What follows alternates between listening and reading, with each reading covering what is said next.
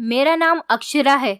मैं बड़ी हैरान थी क्योंकि मेरी मजबूरियां मुझे जहां पर लेकर गई थी वो कोई मामूली जगह नहीं थी, बल्कि एक ब्यूटी पार्लर था। ब्यूटी पार्लर में काम करना कोई गलत बात नहीं है, क्योंकि अक्सर औरतें ब्यूटी पार्लर में काम करती हैं।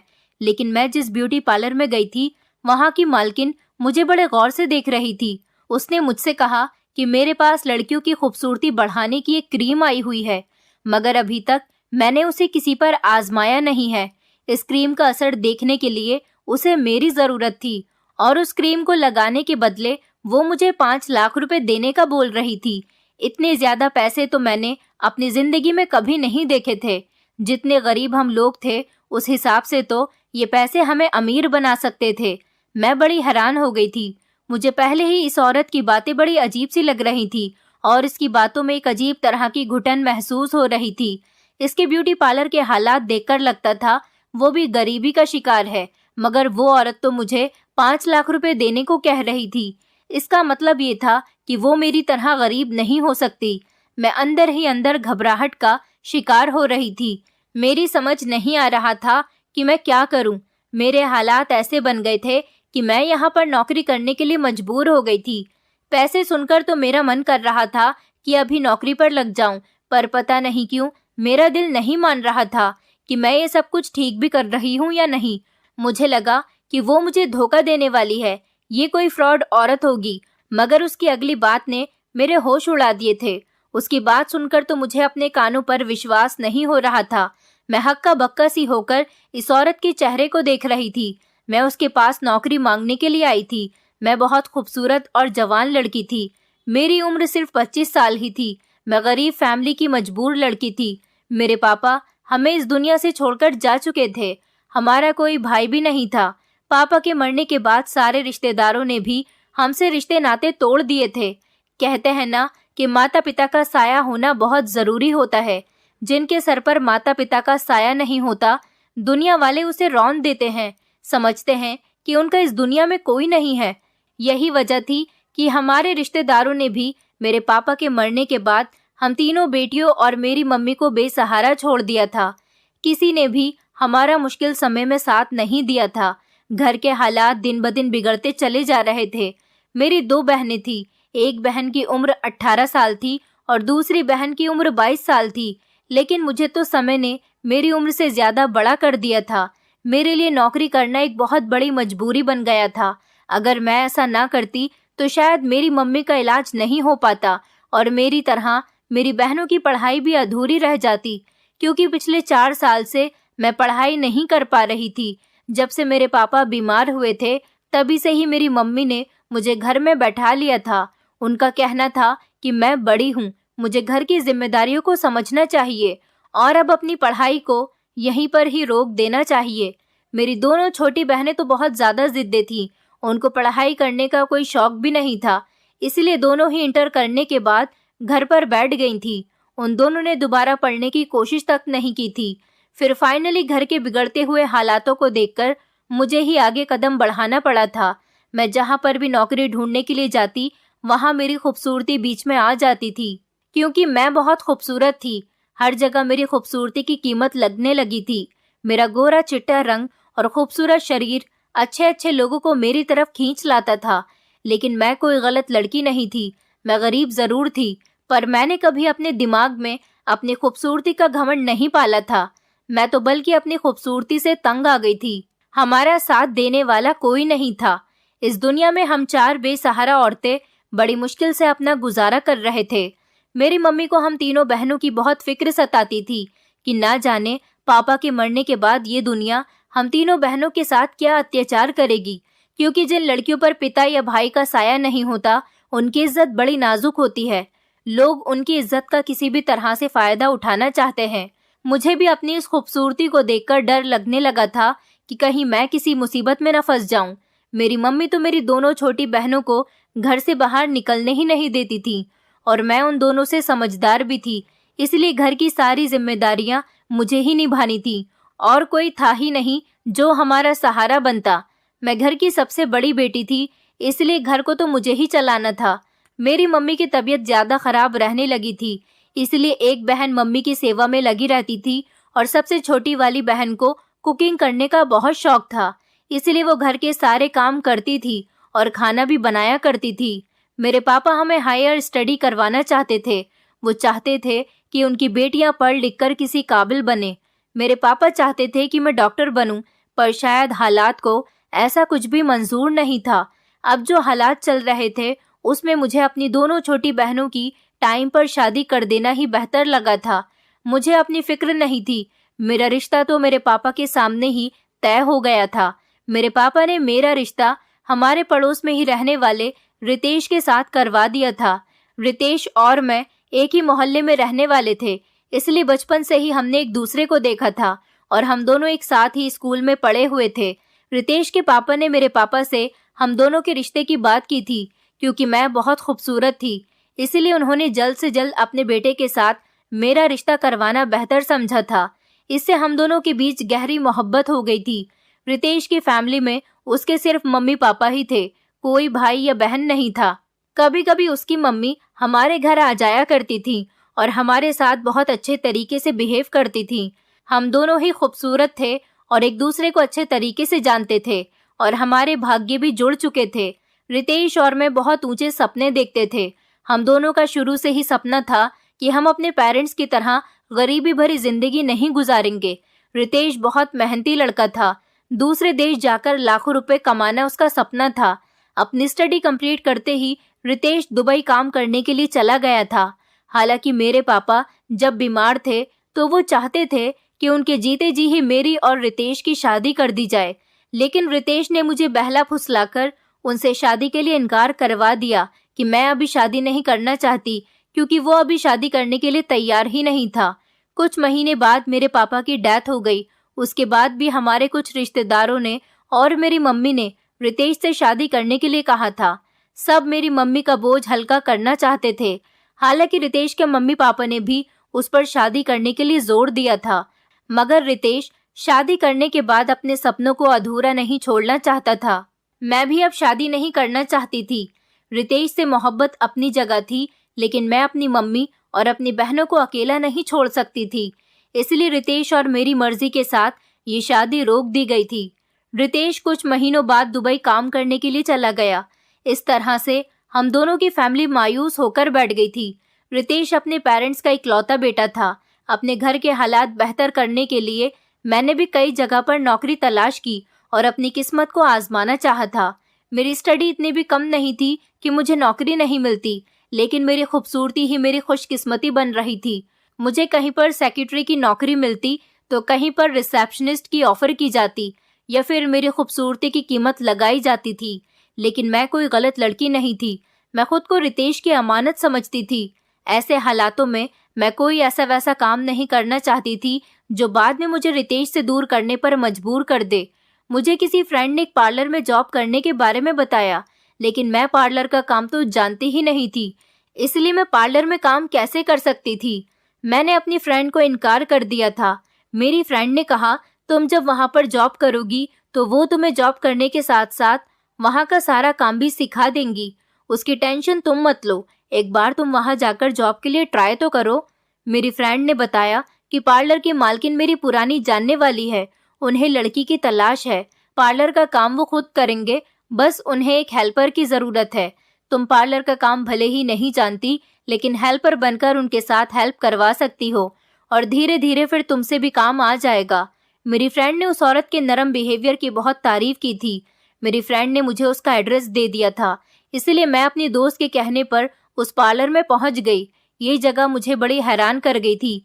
इतनी पुरानी जगह पर यह पार्लर बना हुआ था और इतनी अंदर बना हुआ था कि किसी कस्टमर को खबर भी न हो कि इस जगह पर कोई पार्लर भी चल रहा है। मुझे लगा कि शायद इस पार्लर में कोई उम्रदार औरत होगी जिसने यहाँ अपना पार्लर खोला होगा, क्योंकि आजकल कोई भी समझदार लड़की ऐसी जगह पर अपना पार्लर नहीं खोल सकती। मगर जब मैं पार्लर के अंदर गई तो पार्लर की मालकिन को देखकर मुझे शॉक लग गया था। वो बेहद खूबसूरत और स्टैंडर्ड औरत थी। उसे देखकर ऐसा लग रहा था कि वो काफी हाई एजुकेटेड और अच्छी फैमिली से बिलोंग करती है। मगर जिस जगह पर उसका पार्लर बना हुआ था वो जगह बड़ी अजीब सी थी।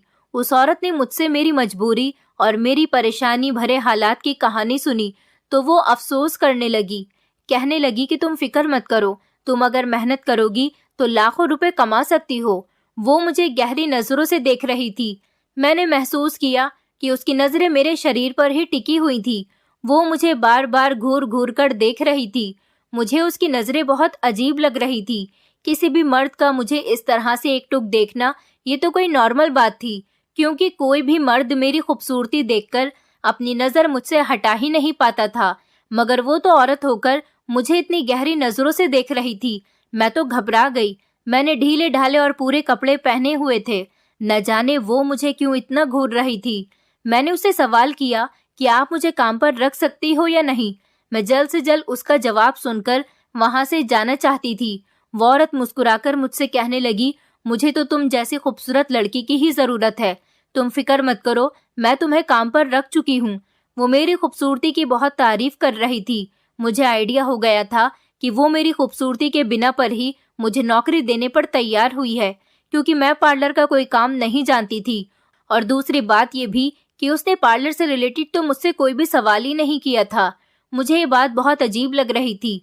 वो मुझसे कहने लगी कि घबराओ मत, मैंने अपने पार्लर में हमेशा औरतों को खूबसूरत करने के लिए अच्छे अच्छे प्रोडक्ट्स का इस्तेमाल किया है।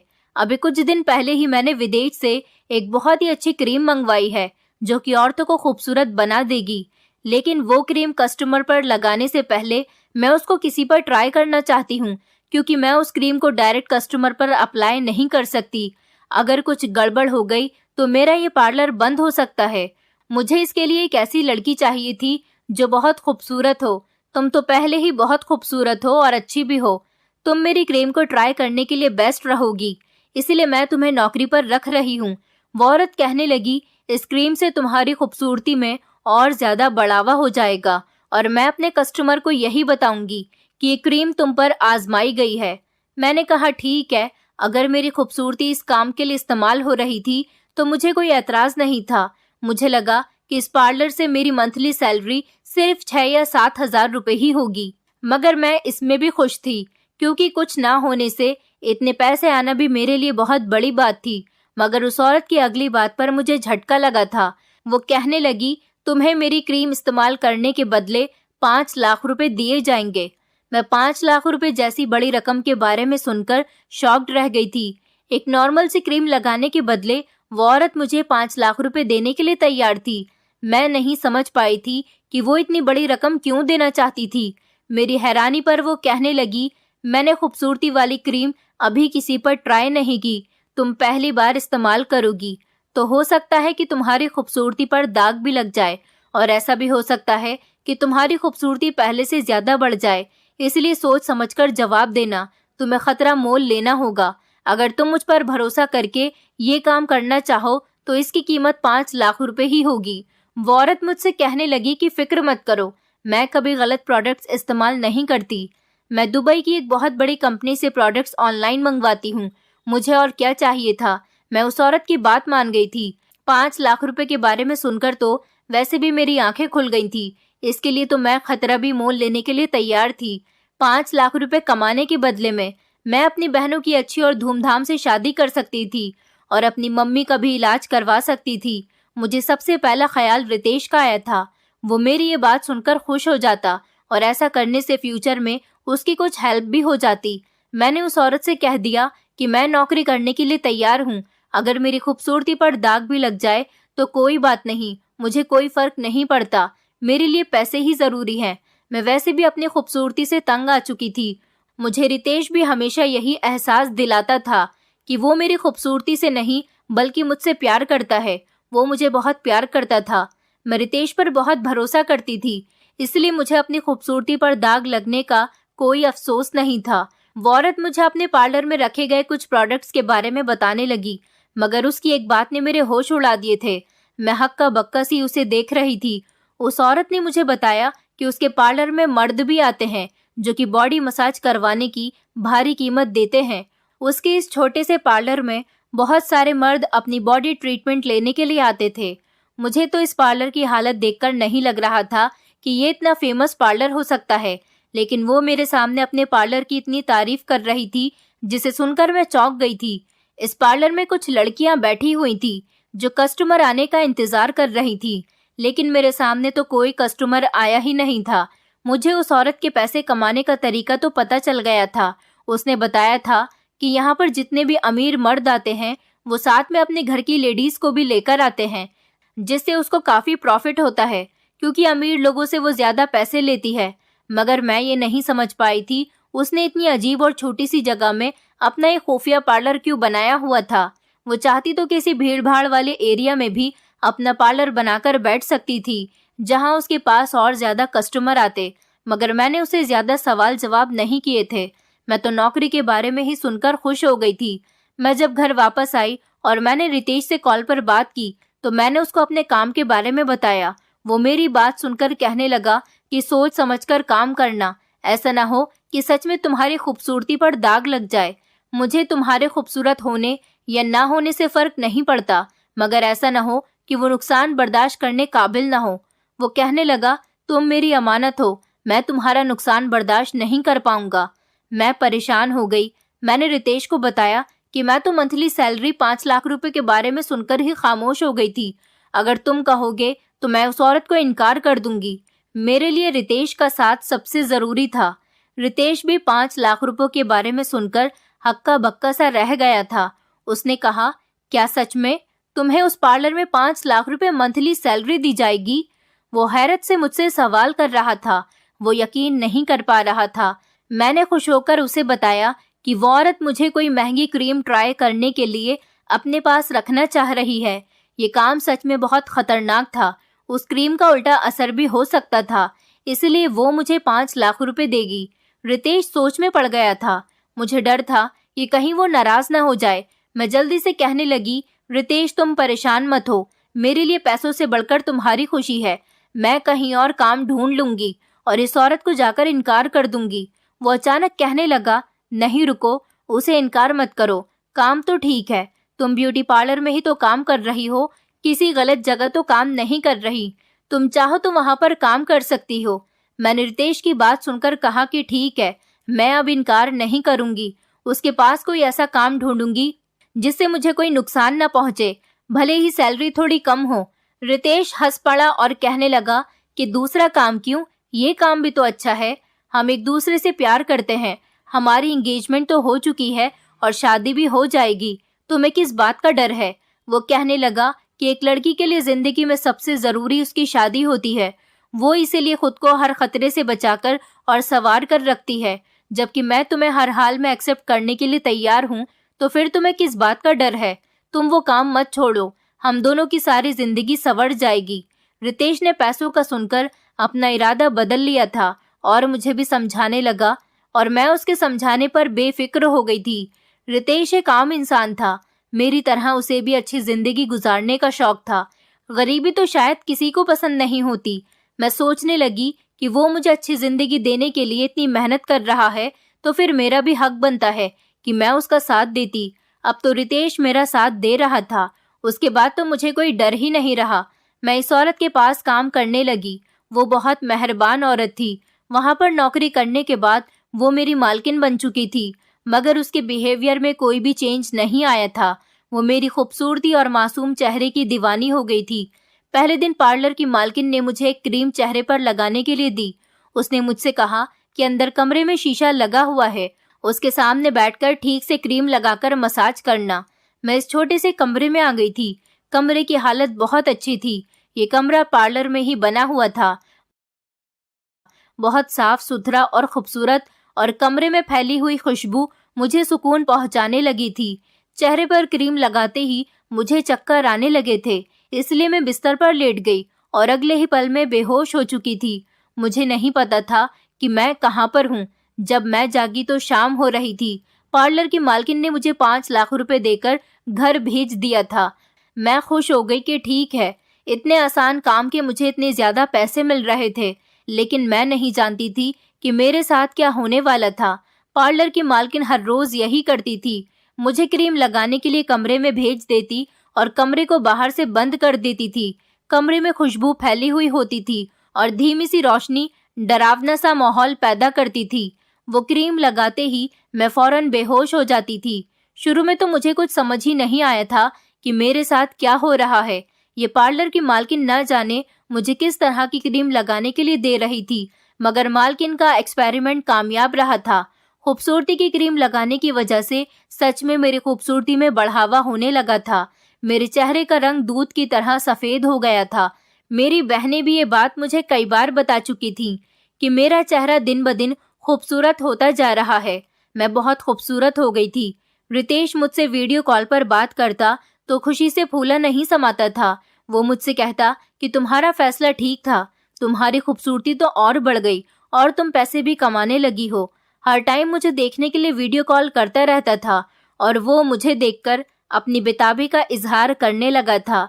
उसकी मोहब्बत पहले से और ज्यादा बढ़ गई थी।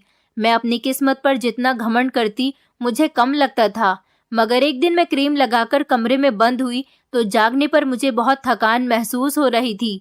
मेरा सर बुरी तरह से चकरा रहा था, मेरा शरीर बुखार से जल रहा था। पार्लर की मालकिन ने मेरी बिगड़ती हुई तबीयत देखकर मुझे फौरन घर भेज दिया। घर जाकर भी मैं बेहोश हो गई थी। अगले दिन मेरी तबीयत कुछ बेहतर हुई तो अपनी हालत देखकर मेरे होश उड़ गए थे। मेरे शरीर पर अजीब तरह के निशान थे और मैं ऐसे नुकसान का शिकार हो चुकी थी जिसकी भरपाई मुमकिन नहीं थी। मेरा शरीर डर से कांप उठा था। मुझे एहसास हुआ कि मैं कुंवारी नहीं रही थी। इसका मतलब ये था कि मेरी इज्जत के साथ कोई खेल रहा था। मैं रोने लगी थी और ये बात मैंने किसी को नहीं बताई थी। मैंने अपनी बहनों से भी छुपा ली थी, मगर उस पार्लर पर पहुंची तो पार्लर की मालकिन से बात किए बिना नहीं रह पाई। मैं बुरी तरह से रो रही थी। पार्लर की मालकिन कहने लगी कि फिक्र मत करो, कोई इतना बड़ा नुकसान नहीं हुआ है कि तुम उसके लिए परेशान हो रही हो। आजकल हर परेशानी का हल है। पार्लर की मालकिन मुझे तसल्ली देते हुए सुकून से बोली तो मुझे उन पर कुछ शक हुआ था। वो औरत इतने बड़े नुकसान पर भी इतनी बेफिक्र हो रही थी, जबकि मेरी तो जिंदगी ही बर्बाद हो चुकी थी। मैंने जब उनसे सवाल किया और उनसे बिगड़ने लगी तो वो मुझे घूरने लगी थी। कहने लगी कि तुम शराफत का नाटक क्यों कर रही हो, अपनी की हुई गलती का इल्जाम मुझे मत दो।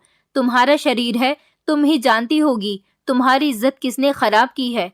तुम इतनी भोली तो नहीं हो कि मुझसे सवाल करो। मैं उसकी बातों पर शॉक्ड रह गई थी। मैंने गरीबी और परेशानी की हालत में भी कभी इतनी घटिया हरकत के बारे में नहीं सोचा था और मम्मी की बीमारी में ही इस तरह के अत्याचार से लड़ रही थी। मगर आज पहली बार मेरे कैरेक्टर पर सवाल उठा था। मेरे इस एक्शन पर पार्लर की मालकिन नरमी से कहने लगी, मैं तो तुम्हें बस खूबसूरती बढ़ाने की क्रीम दे रही थी और कमरे में भेज दिया करती थी। खूबसूरती की क्रीम से किसी लड़की का कुंवारापन खत्म नहीं हो सकता। मैं कहने लगी, तुम ना जाने कितने लोगों से मिलती हो, तुम्हारे घर में भी कोई मर्द नहीं है, तुम अकेली जवान लड़की हो सकता है किसी ने धोखे से तुम्हारा नुकसान कर दिया हो। मैं उसकी बात पर बुरी तरह से रोने लगी थी। ऐसा भी कुछ नहीं था कि मैं कोई नादान लड़की थी जिसे इतनी भी समझ न हो कि किसी ने उसके साथ गलत किया था। इस बात को काफी टाइम हो चुका था। मैं अपने होश में रहती थी। रात को भी मैं अपनी बहनों के लिए सावधान से रहती थी। फिर भी मेरे साथ ये हादसा कब और कैसे हो गया था मैं नहीं जान पाई थी, मगर मुझे इतना तो जरूर पता था कि मेरे साथ ये सब कुछ उस पार्लर में ही हुआ था। मगर पार्लर की मालकिन तो कुछ समझने को तैयार ही नहीं थी। उल्टा अब वो मुझे अलग तरह की दवाइयाँ देने लगी थी। उसने मुझे दवाई खाने के लिए दी थी और कहा था कि उनकी एक दोस्त डॉक्टर है और उन्होंने मेरे बारे में उससे बात की तो उन्होंने मुझे खाने के लिए ये दवाई दी है। मैंने सोचा मैं खामोशी से इस काम को छोड़ देती हूँ, लेकिन इस बारे में रितेश को नहीं बताऊंगी। मगर घर के हालात बेहतर होने की वजह से इन्हीं दिनों मेरी दो बहनों के एक साथ एक ही घर के अच्छे रिश्ते आ गए थे। मेरी बहनें भी मेरी तरह खूबसूरत थीं। मेरी कुर्बानी की वजह से घर के हालात बेहतर हो चुके थे। रिश्ते बहुत अच्छे थे। लड़के वालों की फैमिली बहुत अच्छी थी और लड़के बहुत अच्छी जॉब करते थे। मैंने मम्मी को इस बारे में बताया तो वो मुस्कुराती हुई आंखों से मुझे देखने लगी थी। मैं अपनी बहनों की खातिर रुक गई थी। सोचा पहले इनकी शादी के लिए पैसे जमा कर लेती हूँ, उसके बाद काम छोड़ दूंगी। पार्लर की मालकिन ने मेरी परेशानी महसूस की तो मुझे एक ऐसा सॉल्यूशन बताया जो मुझे शॉक कर गया था। पार्लर की मालकिन ने मुझे बताया कि उनकी डॉक्टर दोस्त के पास एक ऐसी दवाई है जो लड़की का कुंवारापन वापस कर सकती है। मैं तो इस बात पर बड़ी हैरान होकर मालकिन की तरफ देख रही थी, क्योंकि मुझे इस बात पर यकीन नहीं हुआ था। अगर ऐसी कोई दवाई होती तो इतनी लड़कियां कुंवारी न होने पर सुसाइड करने और डाइवोर्स लेने के बजाय इन दवाइयों का इस्तेमाल कर लेती। मैंने मालकिन को जवाब नहीं दिया, मगर जब मैंने इस बारे में इंटरनेट पर रिसर्च की तो मैं दंग रह गई थी। साइंस ने इतनी तरक्की कर ली थी कि लड़की का कुंवारापन लौटाने का इलाज भी मौजूद था। विदेश में तो इस काम के लिए ऑपरेशन भी किए जाते थे और महंगा इलाज भी था। खूबसूरती की क्रीम आजमाने के बाद भी मेरे लिए मालकिन पर यकीन करना मुश्किल हो रहा था, लेकिन मालकिन ने मुझे यकीन दिलाया तो मुझे उनकी बात माननी पड़ गई थी। मेरे साथ जो अब हो चुका था, उसके बाद मैं किसी को मुंह दिखाने के काबिल नहीं रही थी। मालकिन की बात मानना मेरी मजबूरी थी। मैंने कभी नहीं सोचा था कि मालकिन मुझे बेहोश करके कमरे में क्यों बंद कर देती थी। मैं उस पर अंधविश्वास करती रही थी और अपनी दिन ब दिन बढ़ती खूबसूरती और लाखों रुपए कमाने पर खुश होती रहती थी। मालकिन ने मुझे कुंवारापन लौटाने की दवाई दी थी। वो दवाई पानी के साथ देने के बाद मुझे कोई भी फर्क महसूस नहीं हो रहा था, मगर मालकिन ने कहा कि बेफिक्र रहो, तुम्हारा कुंवारापन लौट आया है। अब कोई नहीं जान सकेगा कि तुम कुंवारी नहीं हो। मगर खुश होने के बजाय मैं और ज्यादा परेशान रहने लगी थी, क्योंकि अब हर बार जब मैं बेहोश होकर उस कमरे में बंद होती तो आंख खुलने पर मेरा शरीर थकान और दर्द में चूर होता था। जब मैं मालकिन को ये बात बताती तो वो हर बार मुझे तसल्ली देती और कहती कि आजकल बीमारियां बहुत बढ़ रही हैं, इसलिए तुम्हें भी ये सब कुछ हो रहा है। लेकिन अब तो मेरी खूबसूरती में भी कोई फर्क नहीं आया था। मैं अपने पागलपन की वजह से उसके हाथों का खिलौना बनी रही, मगर मुझे कुछ खबर ही नहीं हुई थी। काम छोड़ने की बात पर रितेश रिक्वेस्ट करने लगता था कि थोड़ा और इंतजार कर लो, थोड़े और पैसे इकट्ठे करो ताकि हम अपना खूबसूरत सा घर खरीद सकें। उसके बाद तुम चाहो तो काम छोड़ देना। मैं बुरी तरह से फंस गई थी। मैंने एक दिन अपने मोबाइल में कैमरा ऑन करके उस पार्लर के कमरे में रख दिया था। इसके बाद मैंने जैसे ही अपने चेहरे पर क्रीम लगाई, हमेशा की तरह मैं बेहोश हो गई थी। होश में आने पर मेरा शरीर थकान और दर्द से चूर हो रहा था। मैंने जब अपना मोबाइल चेक किया तो उसमें वीडियो बन चुकी थी। वीडियो देखकर तो मेरे पैरों तले से जमीन निकल गई थी। मुझे उस दिन आइडिया हो गया था कि कितने टाइम से मेरा इस्तेमाल किया जा रहा था और मुझे खबर तक नहीं हुई थी। मालकिन पर अंधा भरोसा करने की वजह से मुझे इतनी बड़ी सजा मिली थी। मैं फूट फूट कर रोने लगी थी। इस वीडियो ने मेरे होश उड़ा दिए थे। मेरा पूरा शरीर कांपने लगा था। जब मैंने पार्लर की मालकिन को शर्म दिलाई तो वो कहने लगी, ये सब तुम्हारी मर्जी से ही हुआ है। मैंने तुम्हें पहले ही बताया था कि मैं अपनी क्रीम को ट्राई करने के लिए तुम्हें रख रही हूँ, और मैंने ये भी बताया था कि तुम्हारी खूबसूरती पर भी दाग लग सकता है, और लालच में आकर तुमने इस बात को एक्सेप्ट भी कर लिया था। अब तुम मुझे इल्जाम क्यों दे रही हो? मैं अपने लालच और बेवकूफ़ी पर अपना सर पकड़कर रोने लगी थी। पार्लर की मालकिन ने बड़ी चालाकी के साथ मेरा इस्तेमाल किया था और अब इल्जाम भी मुझे ही दे रही थी। उसका कहना था कि मैं तुम्हारा दोबारा से कुंवारापन लौटा दूंगी। जब किसी को कोई खबर ही नहीं होगी तो फिर नुकसान कैसा? वो मुझे अभी भी लालच दे रही थी। उसे बिल्कुल भी अपने किए पर शर्मिंदगी महसूस नहीं हो रही थी। मैं फटी फटी आंखों से पार्लर की मालकिन को देख रही थी। वो ये सब पहले दिन से ही जानती थी, लेकिन उसने कभी मुझे साफ साफ नहीं बताया था कि उसने मेरी खूबसूरती पर इस दाग की बात की थी। मेरे लड़ने पर वो मुझसे कहने लगी कि 5 लाख रुपए तुम्हें तुम्हारे जिस्म की कीमत पर ही तुम्हें मिलते रहे हैं, इसलिए तुम्हारा मुझसे लड़ना बहुत बड़ी बेवकूफ़ी है। मेरे सामने तब इस पार्लर वाली औरत का राज खुलकर आया था। मैं रोते रोते बेहाल हो गई थी। इस सच्चाई ने मेरे रोंगटे खड़े कर दिए थे। मालकिन ने मुझे बताया था कि इस पार्लर में कुछ मर्द अपनी मसाज करवाने के लिए आते हैं। दरअसल वो लोग अपनी मसाज करवाने के लिए नहीं, बल्कि खूबसूरत लड़कियों के साथ मजे लूटने के लिए आते थे। वो सब भी बिगड़े हुए और अमीर परिवार के होते थे, जो मेरे पार्लर की मालकिन को उनकी मुंहमांगी रकम देकर जाते थे। दरअसल ये कोई पार्लर नहीं था, बल्कि ये एक छुपा हुआ कोठा था, जहां पर पार्लर की मालकिन इसी तरह से पार्लर की आड़ में नई नई लड़कियों को अपनी बातों में ले लिया करती थी। वो ऐसी ही लड़कियां होती थी जो इस औरत की बातों में आ जाती थी, जो मुझ जैसी बेवकूफ और मजबूर होती थी। और फिर जब एक बार कोई लड़की यहाँ से पैसे कमाने लग जाती तो वो दोबारा यहाँ से वापस नहीं जा सकती थी और ना ही इस काम को छोड़ सकती थी। इस छोटे से पार्लर पर कभी लोगों की नजर ही नहीं गई थी कि यहाँ पर पार्लर की आड़ में कुछ गलत काम किए जा रहे हैं। लोग नहीं जानते थे कि मालकिन ने पार्लर की आड़ में यहाँ पर लड़कियों का धंधा किया हुआ है। वो उन अमीर बिगड़े हुए लड़के और आदमियों के साथ मुझे बेहोश करके उनके सामने डाल दिया करती थी और फिर वो मेरे शरीर को नोचते रहते थे। मुझे इस बारे में कभी पता ही नहीं चल सका और उस क्रीम में भी नींद की दवाई मिली हुई होती थी। क्रीम को मैं जैसे ही अपने चेहरे पर लगाती तो उसकी खुशबू मेरी सांस में मिल जाती थी और फिर मैं बेहोश हो जाती थी। मुझे पता ही नहीं चलता था कि मेरे साथ क्या होता है, क्योंकि मैं तो क्रीम लगाने के बाद बेहोश हो जाती थी। मुझे अपना होश ही नहीं रहता था कि मेरे साथ क्या हो रहा है। उस वीडियो में एक 28 साल का जवान लड़का मजे से मुझे अपनी हवस का शिकार बना रहा था। मुझे तब पता चला कि मेरी हालत इतनी खराब क्यों होती थी, क्योंकि इस तरीके से तो पार्लर की मालकिन कई लाख रुपए कमा रही थी और मुझे सिर्फ 5 लाख रुपए देकर उसने मेरी आंखें बंद कर दी थी।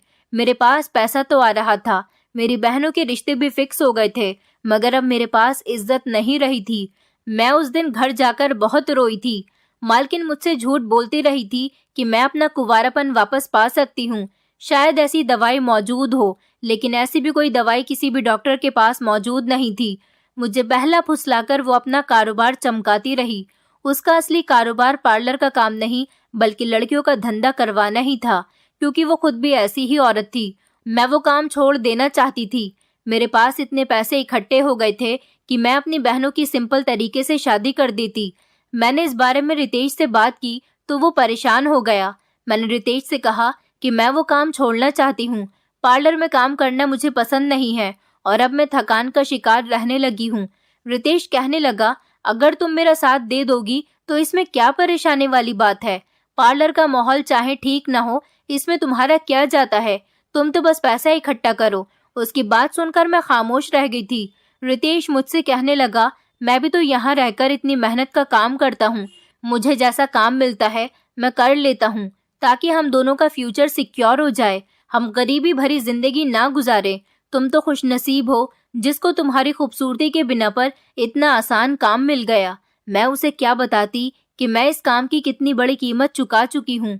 उसे ऐसा लगता था कि मुझे सिर्फ अपने चेहरे पर क्रीम लगाने से इतना ज्यादा पैसा मिल रहा है। वो कहने लगा, मैं यहाँ पर धक्के खा रहा हूँ और यहाँ पर लोगों का नौकर बना हुआ हूँ। मेरी सारी पढ़ाई, मेरी रेपुटेशन, सब कुछ यहाँ पर खाक हो चुका है। तुम्हें क्या पता कि आज के जमाने में पैसा कमाना कितना मुश्किल है। वो मुझसे नाराज होने लगा, क्योंकि वो नहीं जानता था कि मैं नौकरी क्यों नहीं छोड़ना चाहती थी।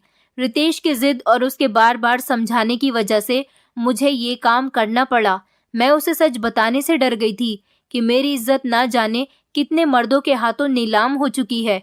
मुझे डर था कि रितेश ये सुनकर मुझे कभी एक्सेप्ट नहीं करेगा, क्योंकि उसने मुझे पहले दिन ही यही बात कही थी कि कोई ऐसा नुकसान ना कर बैठना जो मेरे लिए एक्सेप्ट करना मुश्किल हो जाए। वो मेरी खूबसूरती पर दाग बर्दाश्त कर लेता, मगर शायद मेरी इज्जत पर दाग बर्दाश्त नहीं कर सकता था। मैं अपने लालच पर पछताने लगी थी। काश मैं वो काम करने से इनकार कर देती। उस औरत ने मेरी इज्जत की बिल्कुल परवाह नहीं की थी। हालांकि मैं उसे बता चुकी थी कि मैं सिर्फ इज्जत बचाने की खातिर उसके पास जाने पर मजबूर हुई थी। उसने ये सब कुछ जानते हुए भी मुझे खिलौने की तरह मर्दों के हवाले कर दिया था। मुझे अजीब सी घुटन होने लगी थी, मगर अब उस पार्लर वाली मालकिन के लिए मेरे दिल में नफरत बढ़ गई थी। रितेश मुझसे मोहब्बत का इजहार करता था तो मैं रोने लग जाती थी। मुझे लगने लगा था कि उसे मेरी थकान और उदासी भी महसूस नहीं होती।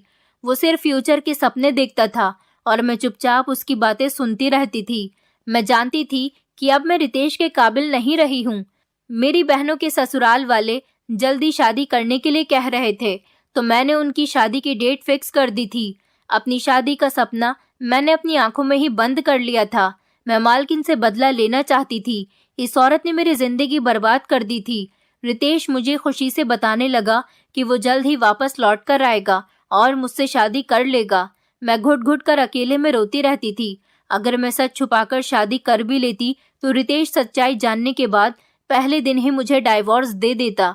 मैं सबके सामने जलील होकर रह जाती। मैं मालकिन के करीब होने लगी थी, उसका भरोसा जीतने की कोशिश करने लगी थी। अब मालकिन ने मेरी रिक्वेस्ट पर कुछ टाइम के लिए एक और खूबसूरत लड़की को इस काम में शामिल कर लिया था।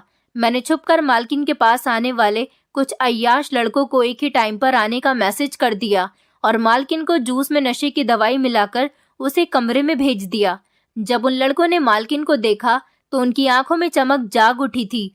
मालकिन तो जवान और बहुत खूबसूरत थी। मैंने मालकिन को लड़कों के हवाले कर दिया और मौके पर ही पुलिस को बुला लिया था। मैं हमेशा के लिए इस पार्लर से निकल आई थी। मालकिन को पहले उन लड़कों ने इस्तेमाल किया, फिर गैर कानूनी धंधा करने पर इन सबको पुलिस पकड़कर ले गई। मैंने अपना बदला ले लिया था। अब मैं बेफिक्र हो गई थी। मैंने अपनी बहनों की भी शादी कर दी थी, अपनी मम्मी का इलाज भी करवा लिया था और फिर अब मैं एक अस्पताल में रिसेप्शनिस्ट की नौकरी कर रही हूँ। वहां से मुझे बेइज्जती के 5 लाख तो नहीं बल्कि इज्जत के 15,000 रुपए जरूर मिल रहे हैं। इस कमाई से कम मेरा गुजारा बहुत अच्छे तरीके से हो रहा है और मैं बहुत बेफिक्र हूँ। कुछ दिनों के बाद ही रितेश भी वापस आ गया था। सच जानने के बाद मेरी सोच के मुताबिक रितेश ने मुझे छोड़ा नहीं था बल्कि मुझसे माफी मांगने लगा था कि उसके लालच ने मुझे ये समय भी दिखा दिया था। वो जानता था मैं मासूम हूँ, मैं उससे बहुत प्यार करती हूँ और मैं उसके अलावा किसी और की तरफ देख भी नहीं सकती। मेरे साथ ये सब कुछ उस मालकिन ने धोखे से किया था। वो आज तक अपनी गलती पर बहुत शर्मिंदा है। उसने मुझे कभी इस बात का ताना तक नहीं दिया था कि मेरी इज्जत लुट चुकी है, बल्कि उसने मुझे खुले दिल के साथ एक्सेप्ट किया और मुझसे खुशी खुशी शादी कर ली। मेरी जिंदगी तो रितेश के साथ बहुत अच्छी गुजर रही है। हर लड़की को रितेश जैसा लाइफ पार्टनर नहीं मिल सकता, इसीलिए आप लोग सावधान रहिए। मैं उन सारी लड़कियों को खबरदार कर देना चाहती हूँ जो मजबूरी और गरीबी के हालात में आकर अपनी आंखें बंद करके हर काम को करने के लिए तैयार हो जाती हैं। इसलिए मैं आप सबसे कहना चाहती हूँ कि सोच समझकर अपना फैसला कायम किया करें, क्योंकि पैसा तो हाथ का मेल होता है, आता जाता रहता है, लेकिन इज्जत एक बार जब चली जाती है तो दोबारा वापस नहीं आती। इसलिए किसी पर भी इस तरह से अंधा भरोसा न करें जैसे मैंने मालकिन पर किया था। वो तो एक औरत थी, लेकिन बहुत सारी ऐसी लड़कियां होती हैं जो मर्दों पर भी भरोसा कर लेती हैं और उनकी हवस का शिकार बन जाती हैं। मैं आप लड़कियों से रिक्वेस्ट करना चाहती हूँ कि प्लीज अपनी आंखें खोल लीजिए। आप अपने हालातों से इतना मजबूर ना हो जाएं कि दूसरों की हवस का शिकार बन जाएं।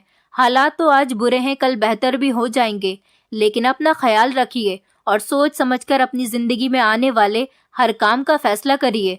दोस्तों, उम्मीद करती हूँ आपको हमारी कहानी पसंद आई होगी। कहानी पसंद आई है तो वीडियो को लाइक करें, चैनल पर नए हैं तो चैनल को सब्सक्राइब करें और हाँ, नोटिफिकेशन बेल को जरूर दबाएं ताकि अगली अपडेट सबसे पहले आपको मिले।